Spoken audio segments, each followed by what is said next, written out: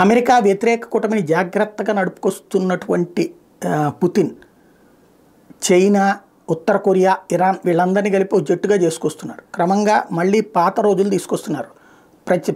ప్రచ్ఛన్న యుద్ధం నాటి పరిస్థితులు అమెరికా రష్యా కూటమి. అందుకోసం ఇదంతా నియంత దేశాలే కాబట్టి ఆ నియంతల్ని సాటిస్ఫై చేస్తే చాలు. ప్రస్తుతం కిమ్ అనే నియంతని సాటిస్ఫై చేసేందుకోసం ఆయనకు బాగా ఇష్టం ఉండే మోటార్ వెహికల్ ఒక కారుని గిఫ్ట్గా ఇచ్చారు. రష్యా అధ్యక్షుడు వ్లాదిమిర్ పుతిన్ నుంచి ఉత్తర కొరియా అధినేత కిమ్ జోంగ్ ఉన్ ఓ కారుని బహుమతిగా పొందారు. వ్యక్తిగత అవసరాలకు వాడుకునేందుకు దాన్ని ఇచ్చినట్టు కొరియన్ సెంట్రల్ న్యూస్ ఏజెన్సీ ప్రకటించింది. ఫిబ్రవరి 18న కిమ్ తరపున ఆయన సోదరి కిమ్ యో Jong workers party of Korea ప్రతినిధి పాక్ జోంగ్ చోన్ దాన్ని అందుకున్నట్టు ప్రకటించింది. ఈ సందర్భంగా కిమ్ యో జోంగ్ రష్యా కృతజ్ఞతలు తెలియజేశారు. ఇరు నేతల మధ్య ఉన్న ప్రత్యేకమైన బంధానికి ఇది నిదర్శనమని చెప్పారు. రష్యా ఉత్తర కొరియా మీద అంతర్జాతీయంగా కఠినాంక్షలు కొనసాగుతున్నటువంటి నేపథ్యంలో సెప్టెంబర్లో పుతిన్, కిమ్ మాస్కోలో సమావేశమయ్యారు. ఇరు దేశాల మధ్య బంధాన్ని ఆ సందర్భంగా గుర్తు చేసుకున్నారు.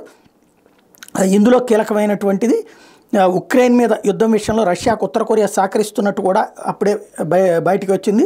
రాకెట్లు, క్షిపణులు సహా పలు రకాల ఆయుధాలను సరఫరా చేస్తున్నట్టు కూడా అనుమానాలు ఉన్నాయి. ఉత్తర కొరియా ఈ ఆరోపణలు ఖండించినా అక్కడ పేలినటువంటి ఆయుధాల్లో ఉత్తర కొరియా మ్యానుఫ్యాక్చరింగ్ అన్నటువంటి విషయం బయటపడింది. వ్యక్తిగతంగా కిమ్కి వాహనాలంటే చాలా ఇష్టం అనే ప్రచారం ఉంది. ఆయన దగ్గర అత్యంత విలాసవంతమైన కార్లు చాలా ఉన్నట్టు సమాచారం. దాదాపు అవన్నీ అక్రమంగా రవాణా చేసినవే. సెప్టెంబర్లో రష్యా పర్యటనకు వెళ్ళినప్పుడు పుతిన్ కారు అరస్ సెనేట్ లిమోసిన్ని కిమ్ ఆసక్తిగా పరిశీలించినట్టు వార్తలు వచ్చినాయి. దీన్ని గమనించి ఆయన కారులో ఎక్కించుకుని స్వయంగా పుతిన్ డ్రైవ్ చేసినట్టు కథనాలు వెలువడ్డాయి. కిమ్ దగ్గర మెర్సిడెస్, రోల్స్ రాయ్స్, మేబ్యాక్, లెక్సస్కి చెందిన పలు లగ్జరీ కార్లు ఉన్నాయి.